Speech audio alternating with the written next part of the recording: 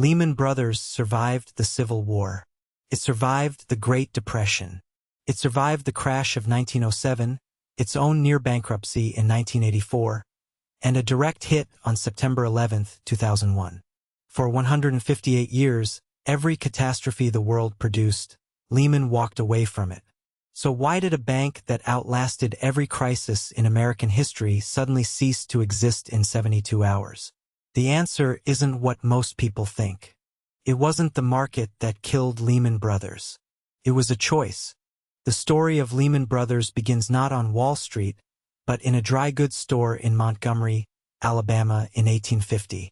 Three German-Jewish immigrant brothers, Henry, Emanuel, and Mayer Lehman, started by selling fabric and clothing to cotton planters. When customers began paying with raw cotton instead of cash, the brothers pivoted. They became commodity traders, then brokers, then bankers. By the time the Civil War ended, Lehman Brothers had an office in New York. By 1906, they were helping underwrite Sears and Woolworth.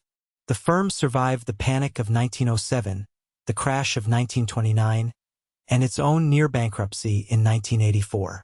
On the morning of September 11, 2001, their offices in the World Trade Center were destroyed. By the following Monday, Lehman Brothers was back trading. The firm had an almost mythological ability to absorb catastrophe.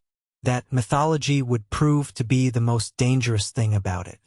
Richard Fuld took the helm of Lehman Brothers in 1994 with a singular obsession: make Lehman as powerful as Goldman Sachs.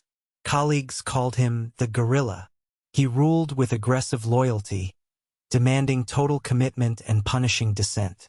Fuld built a culture where Lehman wasn't just a workplace, it was an identity. Employees held enormous amounts of Lehman stock in their personal retirement accounts. They believed in the firm the way people believe in a religion, and Fuld fed that belief with results. Between 2000 and 2007, Lehman posted record profits almost every year. Fuld personally collected $485 million in compensation during that period. He was celebrated on magazine covers. He was called a visionary. He believed it. But underneath those record profits, a dangerous addiction was forming, one that would be almost impossible to reverse. Through the early 2000s, Fuld pushed Lehman deeper into one single bet: American real estate. The strategy was straightforward on paper. Lehman would buy mortgages from lenders across the country, thousands of home loans from places like Florida, Nevada, and California, then bundle them into complex financial instruments called mortgage-backed securities and sell them to pension funds, insurance companies, and sovereign wealth funds around the world. The fee income was extraordinary. But Lehman didn't stop there. They also became a direct lender, then a direct property developer. By 2008, Lehman held $85 billion in mortgage-related assets on its own books: Alt-A loans, subprime loans, commercial real estate, all of it. They weren't just selling the risk. They were keeping it. And across America, the homeowners whose mortgages backed that $85 billion were beginning to miss their payments.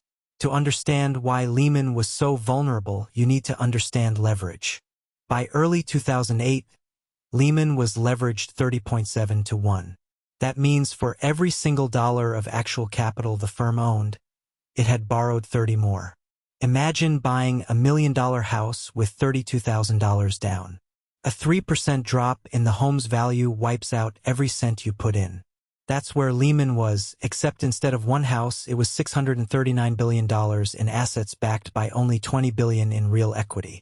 A 3.3% decline in asset values would mathematically erase the entire firm. And this wasn't a secret. Lehman's own risk officers knew. The board knew. The numbers were in the filings. But the profits kept coming, the bonuses kept flowing, and no one at the top wanted to hear what the math was telling them. The leverage was terrifying. But what Lehman did next was fraud. Every quarter, before filing its official financial statements, Lehman quietly moved $50 billion in toxic assets off its books using a mechanism called Repo 105. Here's how it worked. Lehman would temporarily transfer these assets to another financial institution, technically calling it a sale, not a loan. Days after the quarter closed and the reports were filed, Lehman bought them back. The assets never truly left. The risk never went anywhere. But on paper, Lehman's balance sheet looked $50 billion cleaner than reality every single reporting period. A standard repurchase agreement, a repo, requires the collateral to be worth 102% of the cash received. Lehman did 105%, the extra cushion that made it technically a sale under English law. That's why the scheme could only be approved by a London-based law firm. That's why Lehman used Linklaters, because it wasn't legal anywhere else on Earth. Inside Lehman, raising concerns about any of this was a career-ending act. When Madeleine Antonczyk, the firm's chief risk officer, began escalating alarms about their mortgage exposure in 2007, she was quietly removed from her position and given a lesser role. In May 2008, a senior finance executive named Matthew Lee sent a formal 6-page letter to Lehman's senior management, explicitly warning that the firm was temporarily parking $50 billion in assets off its balance sheet near quarter end, and that this appeared to be misleading. Lee was fired weeks later. Lehman's external auditor, Ernst & Young, reviewed the books annually.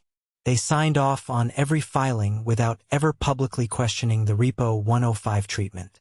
The machine had been engineered to hear only what it wanted to hear, and it was now moving at full speed toward a cliff that everyone on the inside had been forbidden to point at. The first major crack in the Wall Street facade appeared not at Lehman, but at a rival bank.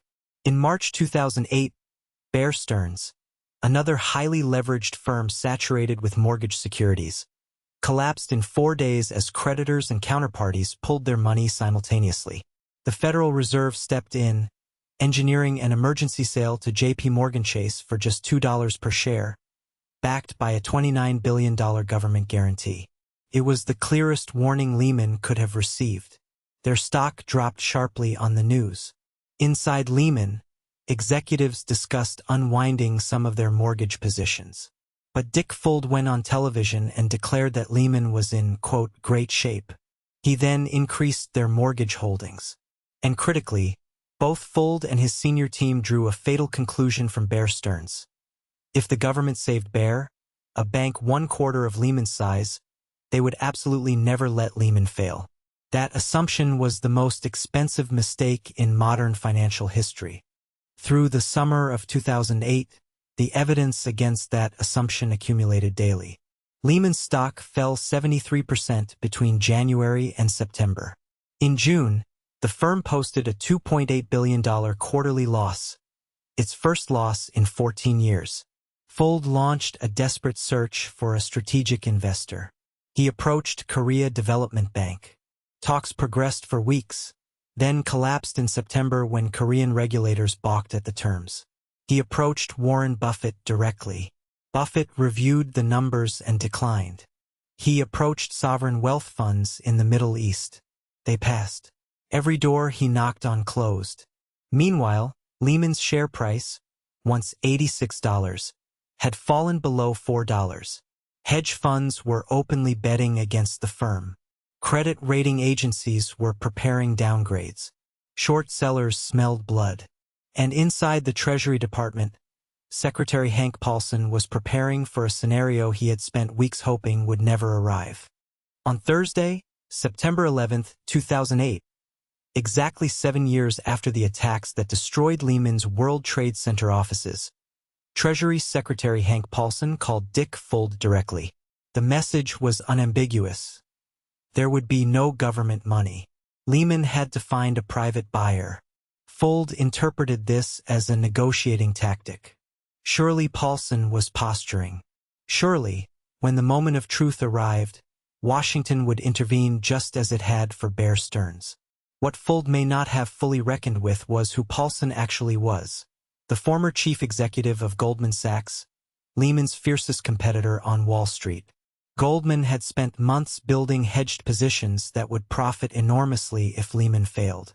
Paulson had never formally recused himself from decisions about Lehman's fate. Whether that conflict influenced what happened next is a question historians still argue about. What is not in dispute is what Paulson did the following day. Friday evening, September 12th. At the Federal Reserve Bank of New York on Liberty Street in Lower Manhattan, Paulson convened a secret emergency meeting. He summoned the chief executives of every major Wall Street firm, Goldman Sachs, Morgan Stanley, J.P. Morgan Chase, Merrill Lynch, Citigroup, and others. They arrived in succession, quietly, through a side entrance. Paulson stood before them and delivered the same message he had given Fuld. There is no government money. You, the banks, must find a solution together. Either find a buyer for Lehman or form a consortium to absorb its losses. Two potential acquirers emerged before midnight. Bank of America, which had been in preliminary talks with Fuld for days, and Barclays Bank of the United Kingdom. Teams of lawyers and bankers spread across conference rooms at the federal due diligence documents were pulled. Spreadsheets were built. For one brief window on Friday night, it genuinely appeared that Lehman might survive the weekend. Saturday night, September 13th. Bank of America was the lead bidder. Their teams had been inside the Fed all day, reviewing Lehman's books. Then, at 9 p.m., B of A Chief Executive Ken Lewis called Paulson. He wasn't calling to close the deal. He was calling to kill it. Bank of America was pulling out of Lehman entirely. Instead, they had reached a separate agreement to acquire Merrill Lynch, another investment bank teetering on collapse, for $50 billion. Lewis had decided Merrill Lynch was the better asset. In a single phone call, the most likely rescue had evaporated. Inside the Fed, the room went quiet. Everyone understood what it meant. Barclays was now the last hope. Through Saturday night and into Sunday morning, a Barclays deal took shape. They would acquire Lehman's North American broker-dealer business, the core of the firm, for a fraction of book value. The signing was reportedly hours away. Then the phone rang again. 4 a.m., Sunday, September 14th. Barclays chairman Marcus Agius was on the line from London. The United Kingdom's Financial Services Authority, the FSA, had refused to approve the emergency acquisition without a formal shareholder vote. Under UK corporate law, a deal of this size required sign-off from Barclays shareholders. That process required weeks. FSA Chief Callum McCarthy would not waive the requirement. The deal was dead. At that moment, with Asian markets set to open in less than 5 hours, there was nothing left to do. Hank Paulson called the assembled bank CEOs back into the conference room and told them it was over. Dick Fuld, still at Lehman's offices, received the news by telephone. At 1:45 a.m. on Monday, September 15, 2008, Lehman Brothers Holdings filed for Chapter 11 bankruptcy protection. $613 billion in declared debts. The largest bankruptcy filing in the history of the United States. The building that had survived everything fell in a single weekend, and the world was about to discover that no one had truly understood what would happen next. When the New York Stock Exchange opened on the morning of September 15th, the Dow Jones Industrial Average fell 504 points, its largest single-day point drop since September 11, 2001. That was only the beginning. Within 48 hours, the Reserve Primary Fund, a $62 billion money market fund that millions of ordinary Americans used like a savings account, announced that its shares had fallen below $1. It had broken the buck because it held $785 million in Lehman debt that was now worthless. The announcement triggered a global panic. Investors pulled $300 billion from money market funds in days. Credit markets froze.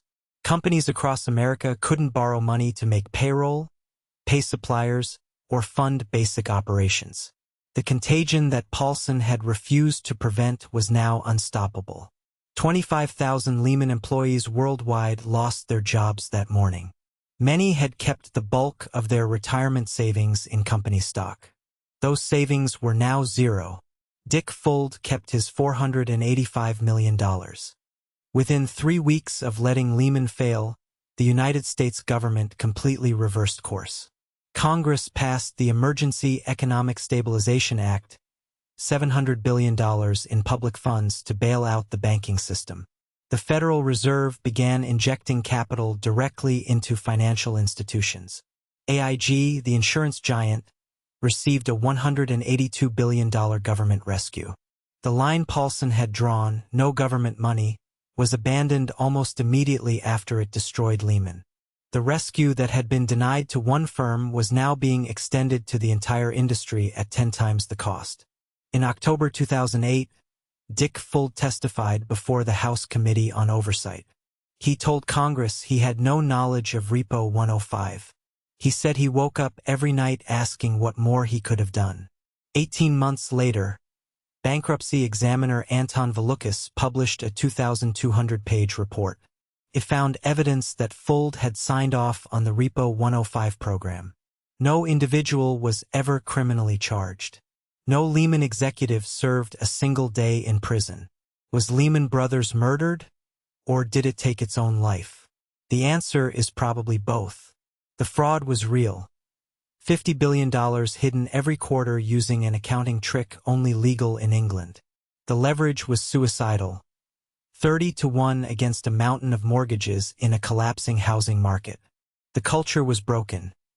Every person who tried to raise an alarm was fired or sidelined. But the decision not to save it, made by a Treasury Secretary who had spent his career at Lehman's biggest competitor, was also a choice. Bear Stearns got a government backstop. AIG got $182 billion. Fannie Mae and Freddie Mac got $200 billion. Lehman Brothers got nothing. A firm that survived the Civil War, 2 World Wars, and the Great Depression died because 2 rescue deals fell apart in one night, and one man decided not to step in. No criminal charges. No prison time. The question of who truly killed Lehman Brothers has never had a final answer. If this story is the kind of history you want to keep exploring, subscribe. Every week on Rise and Ruin, we find the untold story behind the rise and fall of the world's most powerful empires.